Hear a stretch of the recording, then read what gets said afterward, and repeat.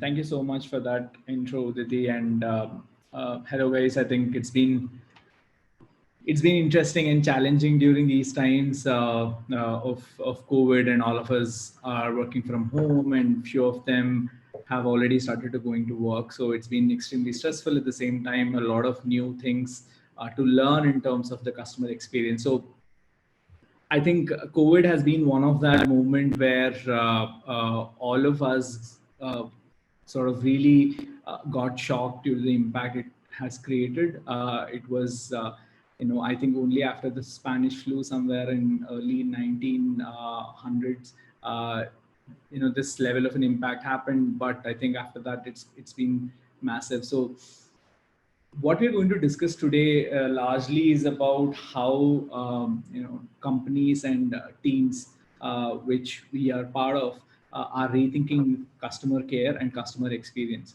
So one thing which I started sort of thinking about is, in general, the definition of a customer is also changing as we talk. And then the idea of looking at the customer's journey, taking a couple of steps back, and trying to see what are the different touch points in which a brand is meeting customers, and how that customer journey need to be now revamped or relooked at, given that the COVID situation is taking into full force.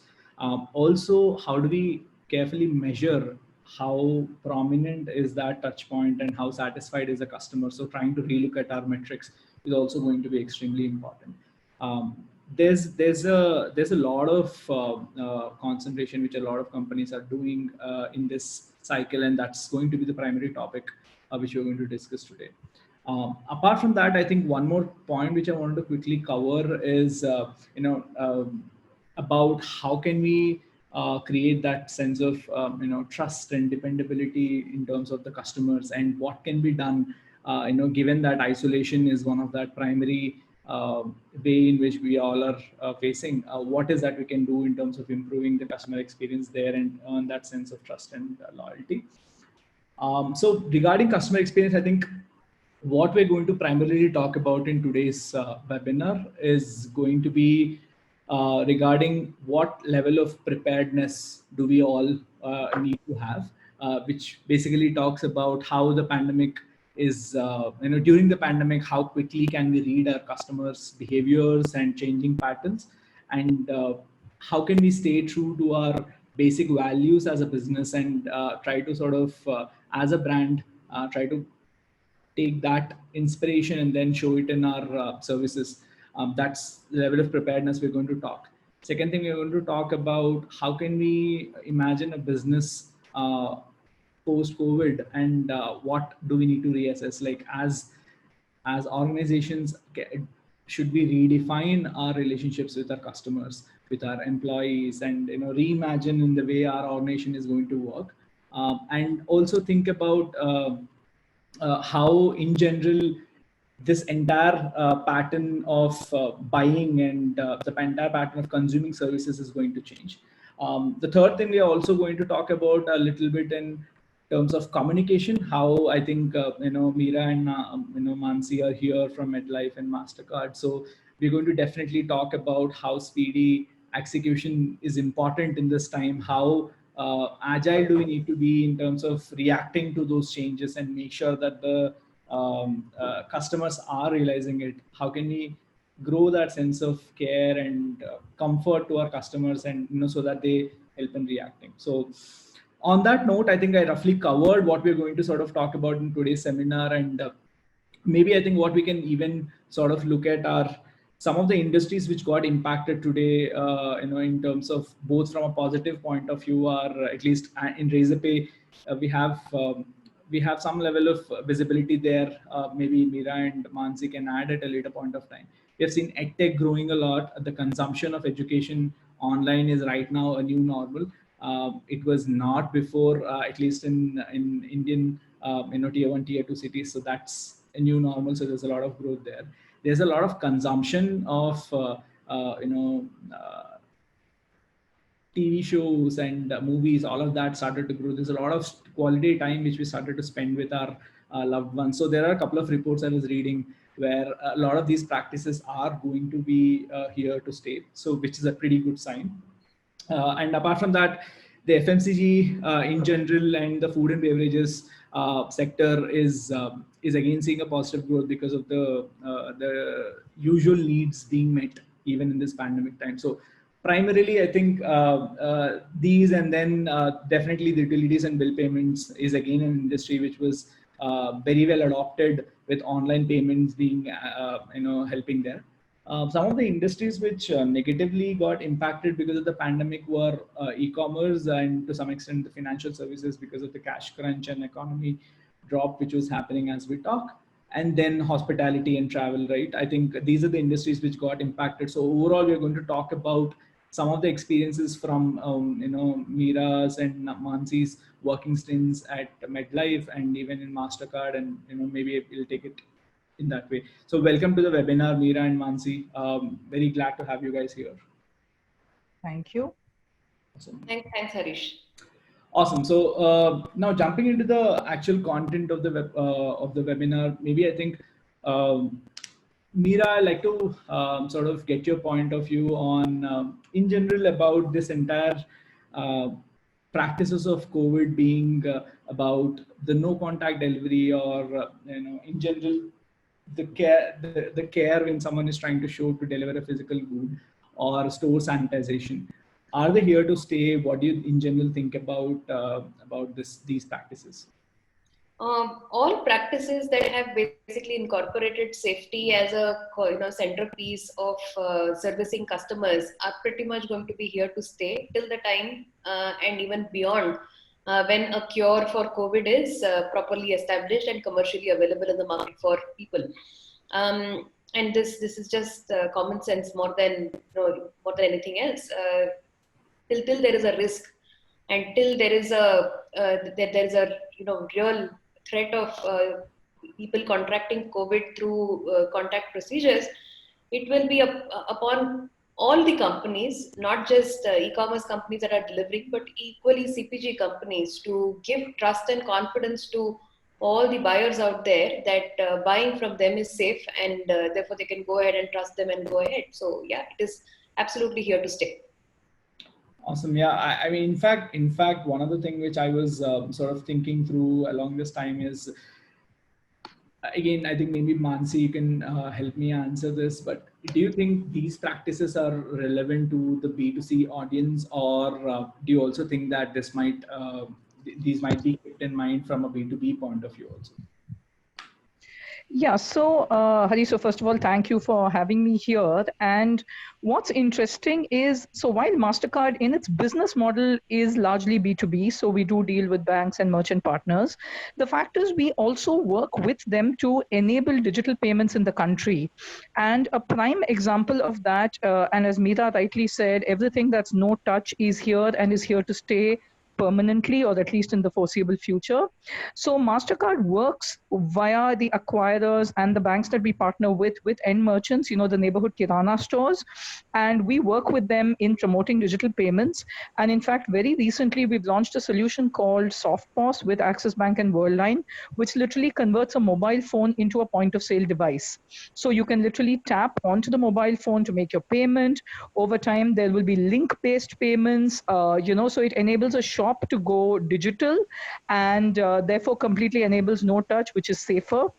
There's a lot of consumer research, not just in India, but worldwide, that says that consumers see currency as being a potential source of germ carry, and therefore anything that avoids that is better. So from that perspective, yes, we will see a fundamental impetus. So to answer your question, I think MasterCard does involve itself a lot with the end merchant and the end consumer as well, but in this case, primarily with the merchant, where we worked to promote a no-touch mode of payment. Awesome. Yeah. In fact, one other thing which also involves in these practices is cost, right? So, Mansi and Meera, maybe I think, what do you guys think about this cost being bared by the brand itself, or do you think this should be in some shape and form bared by the consumers? Is there like a silver bullet answer to it, or how do you think businesses need to handle that? I think the cost and who bears the cost is predominantly going to be driven by your own company P&L. right? So where you have a very strong cash reserve, where the business is not really stretched by providing for additional PPE or personal protection equipment to your entire force that is out there, um, it would be great for them to actually just offer it free of charge to customers. But where this is an added cost, and indeed it is an added cost, and I can tell you, being in Medlife and given the fact that we are logistics intensive in terms of last mile delivery, we've incurred substantive costs to the extent of almost costs going up if a regular burn is X, we've had to incur 5% of that X to basically ensure that all our people are safe and that they have these personal protection equipment in order to both be safe as well as keep the customers safe. In such a case, so if it is not as rosy as that, if your cash burns are not sorted, it would make sense to really pass it on to the customer and charge it as a COVID fee for the time being. But ideal scenario is that you don't have to worry about that and you're able to offer it to customers free of charge.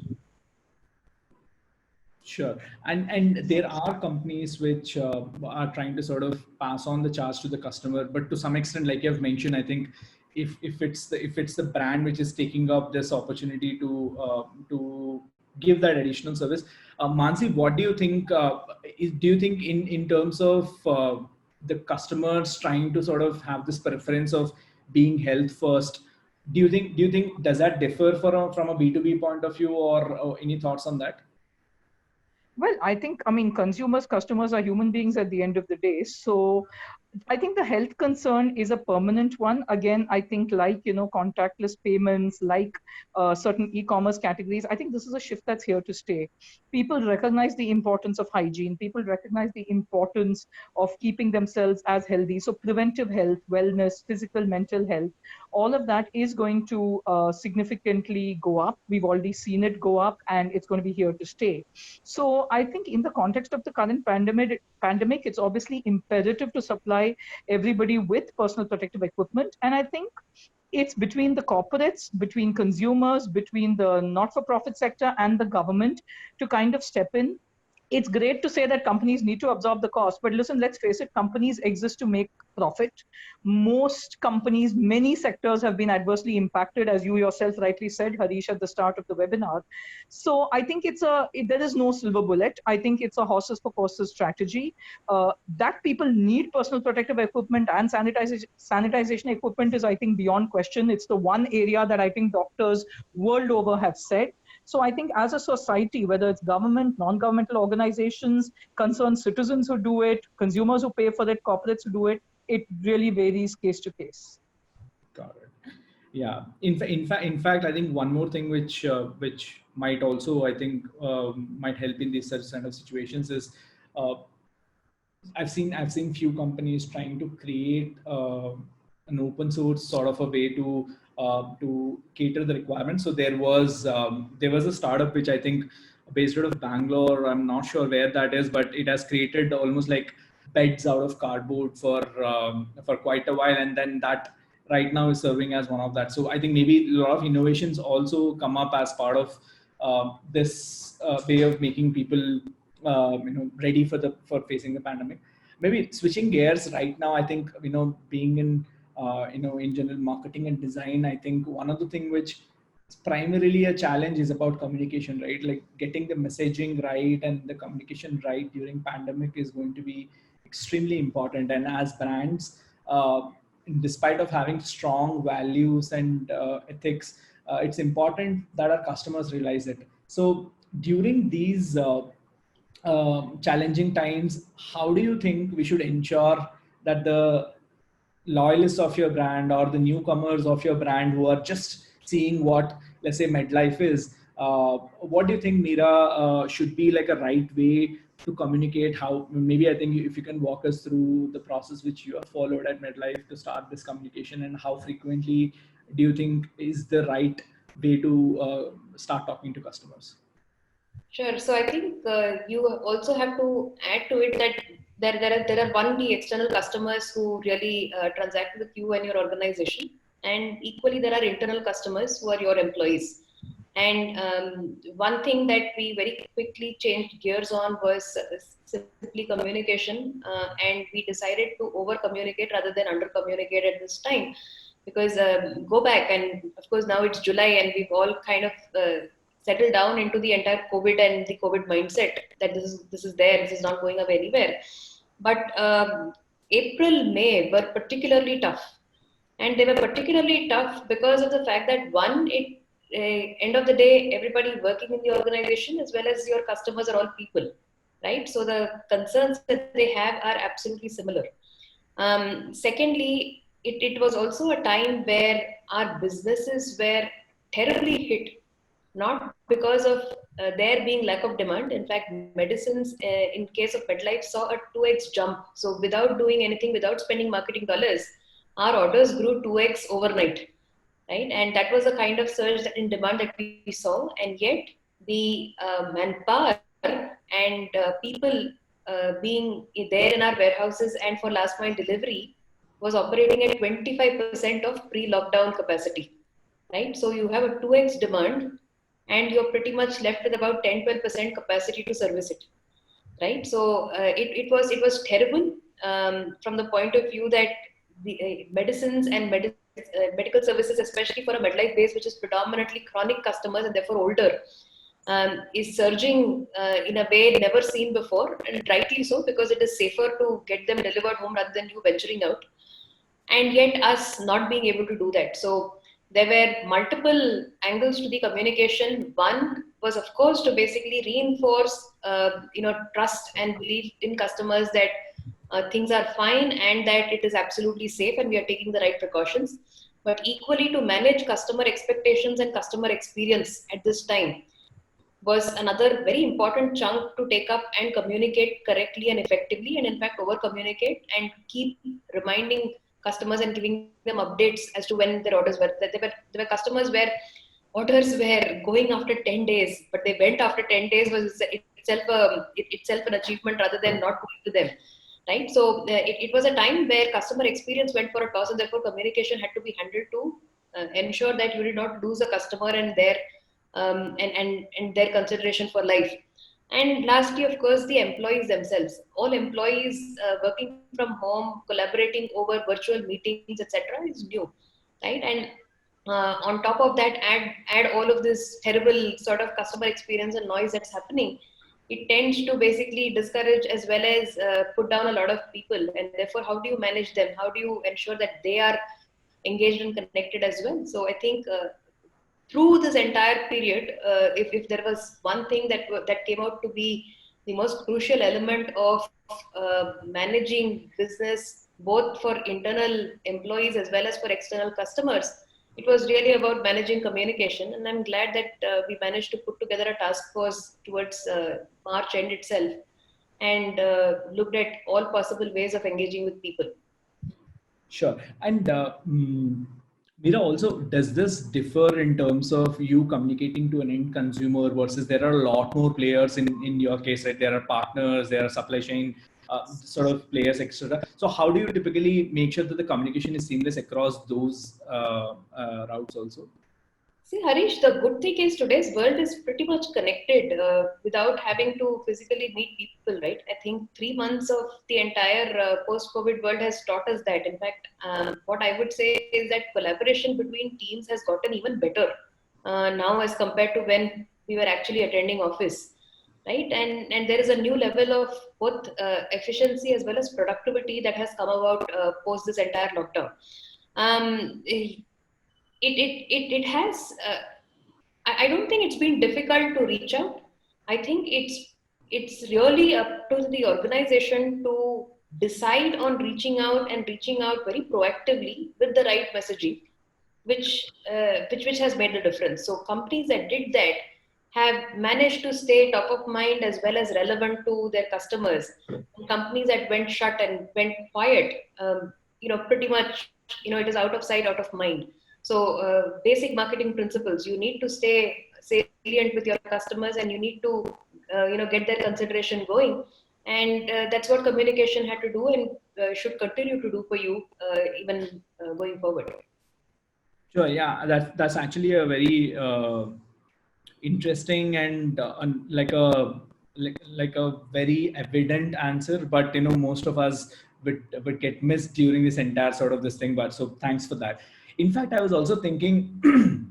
No, but sorry, Harish, if I have to just add on, at this time in terms of marketing, there is one angle which is more to do with transaction and business, right? And but equally, there is another angle in terms of how does your brand really fit into your customers' lives during this entire COVID period, and how can it make a difference, right? Sure. In Medlife, we were pretty much the center of all concerns, health and healthcare being there, and we very quickly realized that people were dying to get genuine news and genuine content around COVID rather than all these fakes that were being forwarded across. In fact, we did a study quickly, and it came out that 74% of our customers said they are very much worried that what they are seeing is fake, right? And they don't know what to do. And 85% said that they would like to hear from doctors. So we quickly, switched gears and said that let's publish a series of doctor videos, because we have a large panel of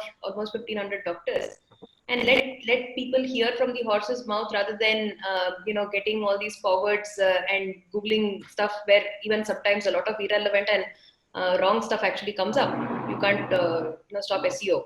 So yeah, so the other important part of communication is to ensure that you understand what a customer's real needs at that point in time are, and if you are a brand that can fit into that, jump onto it and make that difference happen, because then again customers will really remember you and you'll be memorable to them.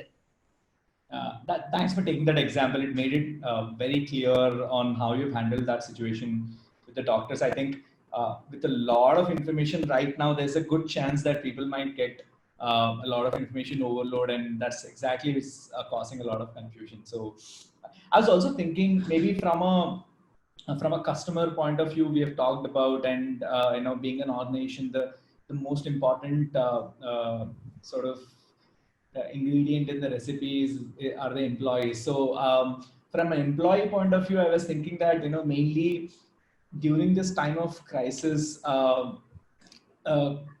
more I think one thing is it starts with customers, but where does it actually start at the core is with the employees, right? Employees need to be trained on they trying to understand and be aware of what's happening, and then probably have. So I was thinking of an example that, see, in a when you get onto a flight, the flight attendant typically says that you keep your mask first and then help others to keep your mask. So I think that's an analogy which maybe I think we can talk about here, that see, if we have our employees, first thing, they're aware, they're about understanding what use cases would the customer go through and how can they help and take care of each other during this pandemic, then it will translate out. And that's what I feel, that with employees it's extremely important to inculcate that, and that needs to start at the core of it. So some of the other points to add, Meera, to what you just mentioned was, in terms of communication, I was thinking that we should probably inculcate the habit of deep listening, which means listening with a lot of empathy and with a clear bias to help customers and show that genuine love in every conversation. I think in general with customer service professionals, what happens is there are a huge list of tasks for them to clear out, and then during this time, whenever a customer reaches out, it shouldn't be about let me get a couple of tickets out, but should be about, hey, can I get that person, can I understand about that person in depth, can I really get to the core need of it, should be one of that thing where overall it impacts the quality of customer experience.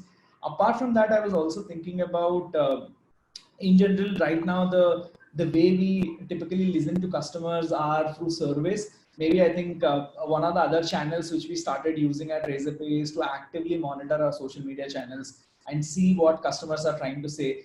Can we take relevant actions, and can we plan our roadmap in such a way that we take care of those micro inputs which the customers are giving? Maybe that's one more way for you to be watchful of what the customers and the pulse is going to look like. At the same time, I think it has to be meaningful and relevant for us to take action. So we should balance out whatever inputs which customers are giving. We should balance out from a business point of view, and then can we give that instant gratification? I think the last thing which I was also thinking is plain and simple. Again, I think operations tactic is be extremely clear and reply on time. And trying to acknowledge that if there's a problem, in case of talking to customers, trying to accept that there's a problem, and then trying to see if there are opportunities so you can quickly follow up with customers, trying to sort of show more appreciation than ever to employees and customers. I think is going to be extremely important, because everyone is going through a lot of change. No one has been used to working from home so long. No one has been used to taking so much of stress. Maybe I just felt maybe it's interesting for us to get to know each other as leaders, both from a customer point of view and even from an employee point of view. So that's where I think, in general, Mansi, are you using any other sort of tactics with your employees and your larger teams to keep them comfortable during this time? See, as you said, I mean, this is a crisis unlike no other. I don't think mankind has seen this, at least in our lifetimes. So I think, yes, using techniques and technology, whether it's social media listening, we obviously talk very, very regularly to our customers, which is banks and merchants. But I think it's one lesson here is agility and speed. While in the normal course you may say, let me prove every hypothesis quantitatively, I think right now, if you're getting customer feedback and you know that it's practical, just go out and do it. So I'll give you an example. In our case, we had, because of what I mentioned earlier, a rise in first-time users of digital payments. Now, there is unfortunately a lot of negative publicity around potentially how contactless cards could be unsafe, and nothing could be further from the truth. So, as a payment network, in collaboration with banks, it's our responsibility to educate and reassure consumers, because consumers, as you said, are facing a lot of churn. It could be economic, it could be health. What does the future hold? I mean, you're suddenly locked up at home for days on end. What is it that you do? So you need a trusted brand to go out there and reassure them that here are certain things that you can absolutely rely on, and I think brands which do that, you've used a very correct word, Harish, which is empathy. This is absolutely the time not to don your sales hat, right? Not to go out there and issue a sales pitch, but to actually reassure consumers, guide them, help them navigate uncharted territories, whether it's about health, whether it's about facilities, whether it's about payments. I mean, depending on which industry one is in. I think that's important. I think the second point about employees, I think obviously reassuring employees, sharing people's own trials and difficulties, because listen, everybody has their problems, whether it's caring for kids at home, having elderly parents, that everybody has issues. But I think all of us in general are still amongst the much, much more privileged sections of Indian society. So I think what is it that we do as individuals and as organizations to give back to those less privileged, right? And in India, you don't have to go far to see those less privileged. So is it about, do you allow for donations? If employees donate, do organizations match? Do you donate to NGOs? You can do a variety of things. But I think that social conscience, and from whatever I've seen, that's pretty high across the board. Mastercard has donated to a couple of very reputed NGOs. So I think that is also very important at this time, to give as individuals, as organizations, as a society, to those less fortunate than us. Yeah, actually, in terms of donations, that's a pretty good point, Mansi. I think this is the time where I think I was reading some report where donations and the sense of community is growing as we talk. It was never the case before. I think that's a pretty good sign to see. Although it happened in a very unfortunate way, but I think that's here to stay is what I've read. So I'm happy about that. Quickly changing gears to understand more about how does the shopping behavior and in general the persona of a buyer is changing, and maybe we'll take some questions there and then we can open up for the Q&A. Milan, how are you doing on time? Hi Harish, so we have another 10 minutes to go to Q&A. Perfect, thanks. Mansi and Meera, this is to both of you. In general, one of the classic marketing strategies we use is use personalized and targeted message for a cohort of customers. And that cohort can be demographics, age, occupation, or maybe it can be just their buying patterns. From a targeting point of view, do you think COVID has gotten any change, or do you think right now messaging about COVID is also important? Messaging about in general your products and services is also important. How are you thinking about drawing the line, and how do you think? What do you think is the right way to communicate during this challenging time? The basic customer target audience doesn't change, Harish, right? So if Medlife is catering to patients continue to remain the target audience, and predominantly the chronic base, like I told you, who buy medicines like they buy groceries every month. So that not having changed, what has changed, however, has really been the channel mix, because what you've seen is that there has been a massive surge in terms of adoption of a digital life, and digital touch points in the overall customer journeys has really gone up. Now here is where different brands, depending on what stage they are, will have to take a different kind of a call. So thankfully Medlife is a fairly well-known brand, given that we've invested a lot in brand building across mass media through the last 2 years, as well as have been following it up in terms of performance marketing on digital side. So, given the fact that Medlife is already at a stage where it is a fairly salient brand, in fact, has the highest term and spend scores in the industry, we had to ensure that one, we were switching monies very quickly to higher ROI channels, given the fact that conserving cash would become very, very important at this time. And secondly, also take advantage of the fact that there has been a substantive movement digitally. So, and that too organically. You didn't have to really put in too many marketing dollars to make that happen. So it really is about following your customers and where they are, and managing to get uh, that shift over from consideration to purchase happen. At this time, I think what will continue to remain a permanent change for us is shift of more budgets to digital, given that it has become a far more relevant as well as a highly used channel. And it will also mean that at this time, where most companies are going to be cash starved, and there is going to be a little bit of a pause in terms of overall big spends as such, we will also continue to hold on to that, so that we are able to take care of whatever is the demand, and be effective at this time from a marketing perspective, and specifically ROI. Yeah, that's actually an insightful way of looking at it. I think even from Razorpay's point of view, although upfront our marketing costs are cut to some extent due to all the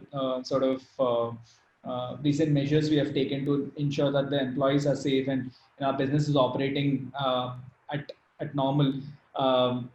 The challenge was definitely to figure out new ways to communicate and new ways to be extremely creative to get the right message, at the same time not overwhelm the customers and seem greedy about telling about your features or products. I think that's a very subtle balance, and thanks for, I think, that comment of yours. It really helped in general to sort of see and correct as we go. Mansi, do you Harish, have anything to add? yeah, I'd like to add just one point. As I said, this is a time of uncertainty. I think Meera points about media. Obviously, those mediums will take a bit of a dip. Digital OTT platforms, those do see a rise. But I think going back to the theme of reassuring and demonstrating empathy, a good way of doing that is via partnerships. Now, it could be influencers, it could be content partnerships with trusted media brands. Definitely, in our case, working with our partner banks to deliver the message. Because at the end of the day, it's about dealing with people's money, right? People are scared. They're, as it is, facing a lot of economic uncertainty. So how do you reassure people at this time? And that will impact the choice of messaging and the choice of medium and the choice of partnerships. I don't think long-term the consumer profile or their desires have changed. I mean, however difficult the situation is right now, there will be a life after COVID. Some things will change, but desires and aspirations will fundamentally not change. So I think it's just a difficult time that we need to ride over with sympathy, with concern, and obviously optimizing for ROI. So that's the fine line I think that all responsible organizations and brands are taking. Yeah, in fact, on how the customer sort of persona is evolving over a period of time, I was reading a book. I think it's titled by name Factfulness. It talks about how during World War II, sort of the men in the house went for wars, and then there were a lot of openings where it was needed that there was lack of workforce. So women started participating, and that was one of that pivotal movement where women started to take up those first class jobs, and that's a shift which happened during the World War II. To me, I think when I think about how the buyer persona is evolving in terms of the COVID, I start to sort of relate to their increased focus towards health. I think it's a pretty good sign. We are seeing that right now people are way more health concerned, and the insurance companies are trying to take telehealth seriously in trying to give you know uh, consider them as serious consultations is actually a pretty good sign. Also, I think one more thing which as a trend started to happen is we started becoming extremely cautious about our spends. Maybe it is due to the economic impact which is happening, or maybe it's just pure realization of what's needed, and not getting those base necessities in time sort of made us realize that we should sort of be mindful of food wastage. We should shop more consciously. All of that, I think that window shopping and all of that might go down for a second, but yeah, maybe it might come back. But I see that there's a lot more consciousness in the way we shop. Third thing, I think about shopping locally. I think one of the thing where the trend has changed, at least in my personal observation, is I started to realize my neighborhood a lot more in terms of understanding which shop is where and what you get what. So, for example, it was as simple as I know where the basic vegetables and all of these are there, but I didn't know exactly where the medical shop was. And I was never even caring about that because I was ordering everything online. But right now it's a time where if I had to go to a local shop and figure out what is that, I think that awareness is increasing. So to some extent, I think the local shops and the local angle is going to be very important for brands to tackle. Funnily, I've seen an example of A to B. It's a restaurant which has started to serve through food trucks in these apartment complexes with the need of trying to localize that. So it's a very irrelevant but a similar example here that brands need to now start looking at how can I deliver my experience locally, how can I tune that up. Maybe I think these are some of the changes which as brands and as companies we need to keep in mind. Yeah, I Harish, think I'd just like to add one thing there. I think you're right. All of us have underestimated the role of the small merchant. And I think the point that you mentioned, this has brought out the importance of relationships. I mean, ironically, what we call social distancing has actually brought people together, as people. So as Mastercard, we actually put out a video that thanked the small merchant because especially in the early days of the lockdown, those people, and I'm sure I'm not a doctor, but I'm sure they undertook a great degree of personal risk, to keep, whether it was the chemist, whether it was the local bread and egg wala, whether it was a local grocery store, because listen, people need to eat, people need to have their groceries. And they would, they really rose to the task. Of course, one is not discounting the role of e-commerce and, the major chains, but you're absolutely right. I think at a personal level, as a professional level, this has really made all of us realize the importance of what goes on in our neighborhood, in part because we also have more time to do it and we are not as busy whizzing around the place. So I yeah. think all of those have been indeed very, very positive changes. Yeah, that's true. It actually reminded me of the childhood and the way we used to shop, back in the day. So it was actually interesting. I think finally, one last question I have is, in general, we talked about different ways customer experience and communication need to be done during COVID, and in general we talked about the changes in buyer persona.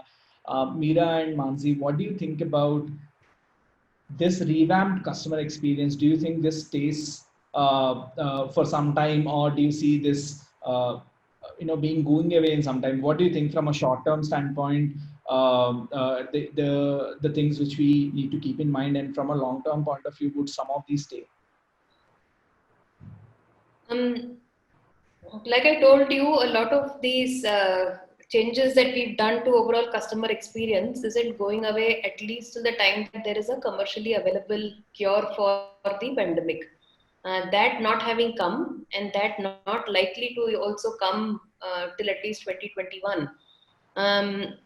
What is it going to do? It is going to, one, result in a lot of more permanentish behavior shifts. Why? Because when a customer does something as a one-off, they typically go back to their previous behaviors. But when they are exposed to a fairly long period of a changed behavior, then that becomes the new normal, right? So shopping online for a lot of people back in the days of Big Basket, and even now at Medlife, for a lot of people was a one-off thing. So it was led by a lot of situational factors. Oh, I felt sick this weekend. Oh, I had to attend a wedding this weekend, and that's why I couldn't go to the store, and that's why I let me order online. But when you are, at home for a longish period, and for 6 months, you're going to continuously use that. Very, very unlikely that in the 7th month, when everything becomes, even goes back possibly to what it was, behaviors are going to change. A lot of people are going to permanently shift in their minds to a new way of, and to a new normal way of living.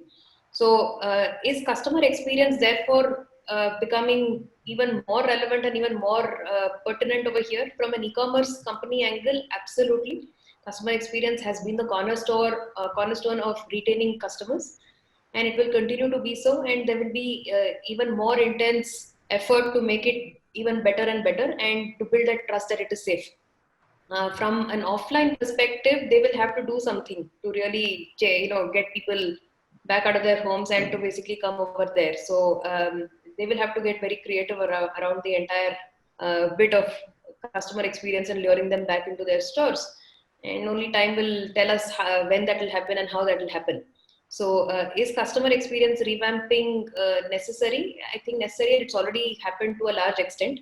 It's only going to get better and better, because then you will not only start touching the actual last mile delivery, you will also start reimagining customer experience from the very first touch point that you have in your virtual store, which is when the customer enters your app or your website, and you will start thinking of various creative ways to actually take that experience to a very different level as compared to what it is right now. So expect a lot of machine learning, expect a lot of AI, expect a lot of voice, expect a lot of virtual reality and augmented reality, and those kind of technologies really coming and ramping up even the virtual customer experience part of it, while a customer orders even before they get the deliveries. Yeah, Harish, I'd add, from a payments company, and since Mastercard is a global network, we've had tangible experience of other countries which have come out of COVID and certainly out of lockdown back into normalization. One of the changes we find is here to stay. Obviously, e-commerce has grown and will continue to grow. I think health and wellness as a category is here to stay. But from a customer experience perspective, I think contactless will see a step jump.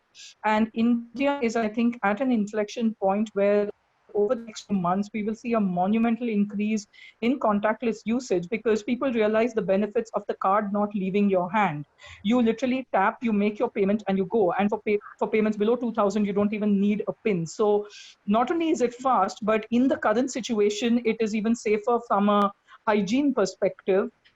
And I think that is something we've seen consistently in country after country. And all the consumer evidence is that that will be here as well to stay in India. So I think there are some of these step changes. Online in all formats, all industries is a big step change. Also because I think this crisis, unfortunately, does not have an end date. Right? I mean, the vaccine will have to come. The vaccine will have to be produced. It's as I said, it's turned mankind upside down. So we do expect to see fundamental changes here to. Actually, Manasi, somebody has coined a nice term for it: HQ, hygiene quotient now. HQ is now the Absolutely. new buzzword. And I mean, as a country, if our HQ can go up, I mean, I think for all the grief and havoc that's been caused, I think we'd have done well. I mean, we were pretty low as a nation, so I think that's all to the good. Absolutely. I think, this is one of that area where I think Mastercard and a lot of other payment companies, along with Razorpay, are trying to sort of get that um, get the physical contact out of the way of payments. And maybe I think all the wallet companies, all the companies who are participating with NPCI, with the entire UPI push, everything is towards that. So that's a pretty interesting sign to sort of look into the future. So I think I'll quickly summarize what we have discussed today, and maybe I think we can open up for the Q&A. So what we have discussed largely is being quick on the feet and being extremely empathetic while thinking and talking about our customers, knowing about our customers, which means that you tend to keep measuring and keep looking at how they are reacting at different touch points and see how those inputs can be taken into runtime and take relevant actions at any given point of time. Apart from that, trying to also be extremely nimble in trying to shape up your marketing sort of a plan or communication plan for that matter, to relook at who we are as a brand and what's important for us to communicate at this point of time. Is it the right message to put forward? I think trying to take that stance every single message would make our customers trust us and build our loyalty. The second part which I started to sort of look at was on a theme of relooking. One is you assess the current state of affairs, and second thing is you relook. While you relook, you tend to sort of redefine the engagement and the relationship with our customers, trying to sort of not just customers, it's also starts with employees for that matter, and reimagine how your organization is working, and trying to inculcate ways like Mansi you've mentioned about different ways of donations and trying to sort of keep the employees engaged.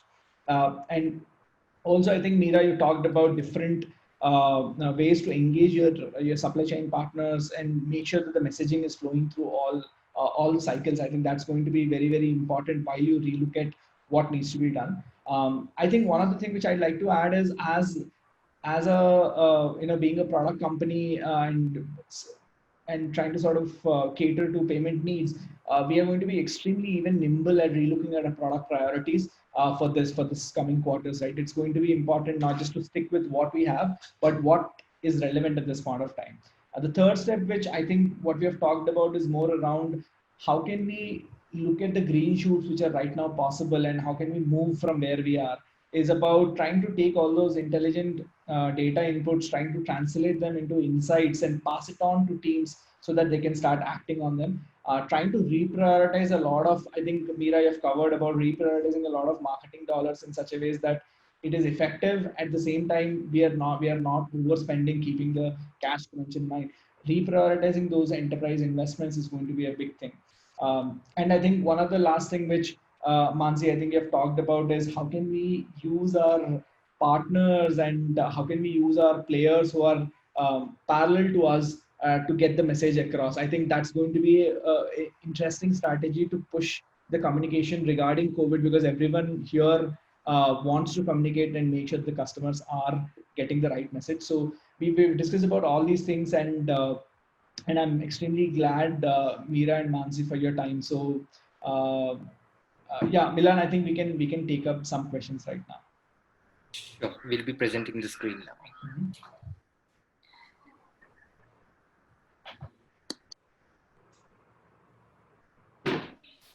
So we have a first question for Meera, which is we have our supply chain outsourced and we are quite uncertain if they are carrying out the right practices. Is it advisable to ask our customers whether our food delivery personnel was following the required safety hygiene? I think constant feedback, if you are into any kind of outsourced logistics kind of a business, is absolutely critical. So even at Medlife, we have part of our deliveries in the cities, in the large cities, 15 cities, where we have our own fulfillment centers and operations being handled internally. Whereas for every other place, we partner up with various 3PLs to deliver. And here is where a regular check on NPS kind of a metric is super critical. It will immediately tell you as to whether or not there are issues with respect to your logistics and the entire chain over there that is happening at any point in time or no. So to know whether or not your partners are doing fine is to basically ensure that you create an NPS kind of a constant survey that keeps happening, because then if it changes for positive or for negative, you will immediately know that there is an issue. Okay, thanks, Meera, for that. And next one we have for Mansi. Our B2B business, and we are a B2B business, and we are heavily impacted due to COVID. Our budgets have gone for a toll. What are the marketing initiatives we should focus more on post-COVID to have a better ROI? See, now, yes, the reality is marketing is probably one of the costs first have. I think that's reality. I think a couple of things I would say. One, I think keep a closer watch than ever on what the consumer is consuming. That's obviously it's 101 for marketeers. But I think right now, listen, there is a lot of digital consumption, as Meera said. There is a lot of content out there. This is the opportunity to create genuine content as opposed to adding to the cacophony that exists. As I said, this is the time to grow partners. What has also helped, I think, is to have an honest conversation with your agency partners, people you work with, because all of us are sailing in the same boat, right? If we acknowledge that times are hard, people do come up with creative solutions, right? Coming together, and then we figure out a few things to do. And the last thing I would say is this is the time to absolutely focus. No matter how tempting it is to do 20 things, pick two, pick three that have the most impact, not just now, but in the future, in terms of setting the stage for when life recovers post-COVID and a new normal emerges. I think those would be some of the tips I would say that would work across, industries and businesses. Okay, thanks, Mansi, for your input. Next question, we have it for the both of you. And it is, will marketing and advertising by brand can shift consumers' perception during this time? Or is this the time to bring in innovations in your service? Yeah, the whole purpose of marketing is to shift consumer perception and demand, no? So I'm saying that will marketing do that for your brand? It really is about how well you market and how well you manage to reach your target audiences. And it should definitely have an impact. In my view, it's not an either or. I mean, marketing should do its job of building brand perception, shifting consumer perceptions. If you have innovations, by all means, I mean, and if it's an innovation that's relevant, I mean, more power to you. So it's really about, I think, making the most of what you have, acknowledging that times are hard, acknowledging that consumers are going through difficulties, as is all of mankind pretty much, and working to put your best foot forward. If that comes from innovation, great. If it comes from customer experience, great. If it comes from good old marketing and advertising, that's fine. Yeah, I think more pertinent is, do you have the marketing dollars to spend at this time? If you're a company that is cash rich and has enough monies and has very relevant products that customers are looking for at this time, by all means do that, because it is anyways a low market in terms of media spends, and you will easily stand out and will make a difference in terms of your overall standing with respect to various mind measures that we talk about. But if not, then you will have to be prudent about how and where you spend it. Okay, thank you. So I believe we have a next question for Harish, and this is pretty interesting, and it's all about the current movement or surge in adoption of local products. So the question is, how will brands tackle vocal for local? Will it impact global brands, and how will they communicate this to the customer? Sure. So I think a couple of ways to look at this, right? So from a from a local business point of view, what's important is in India, they are right now the lifeline of how business is happening. If you look at some of the massive players like Amazon and Facebook, are trying to go after the SMEs, and the only reason is they are being the backbone of India, and the chains or whatever the bigger ones are on top of them, right? To some extent, I think when it comes to tackling local, I think one of the thing is brands first thing need to be having their ears to the ground and trying to be extremely watchful of what's happening, hearing their sales folks, hearing their marketing folks, and trying to sort of be extremely nimble, like we have already talked, to make changes and not go through like a hell lot of a process to ensure things happen. If that's the case, then we might miss the ride. Apart from that, I think, will it impact global brands to some extent? I think it might, but I also feel that, being a global brand, if you are again partnering with some of these local businesses, or trying to look for a merger and acquisition or something of that sort of a strategy, might help you get in the game faster. But I think one of the thing around local being important, and given the macroeconomic situations right now with the entire China and India sort of a situation also, it might be helpful for us when we think from a local point of view to see industries like electronics, where the primary source of all the production is in China. And right now, if that is getting shut, then definitely there's a lot more traction which is going to come back to India. So I think as local businesses, as brands, we need to have a strong local strategy in place. And that should come in handy whenever this push happens. I think that was Manasi, very Meera, well. do you have anything to add here? I'll only add saying that looking at basic customer buying behavior in India, so far at least, while there have been pockets always shouting for Swadeshi, the economic concerns of it being cheaper, both from a B2C perspective of customers buying CPG goods, as well as from a B2B perspective of sourcing, your raw materials or packaging materials for the cheapest cost, has always been of a higher rank in terms of consideration as compared to whether it is local or not. One will have to wait and watch whether this is something that really takes over as a massive wave that shifts customer perception and suddenly starts becoming one more factor that customers very actively consider while buying, to be able to actually decide whether you want to tackle it or not. Sure. I think that was very well put up regarding the vocal for local aspect. And the last question we have for Meera is, something around switching to the digital channel, where the person is asking us, are we depending on digital with conversion as a KPI? And do we think it will hit on the awareness of the brand? So obviously this person is someone from an e-commerce kind of a background. So, when you're an e-commerce company, digital is heavily skewed to performance and performance marketing as compared to brand. And that's a given thing. So if you're an e-commerce company, you do depend on digital to really complete that last mile of customer purchase journey, which is to say that I have done enough to basically create awareness for this customer. It could be using mass media, BTL, whatever.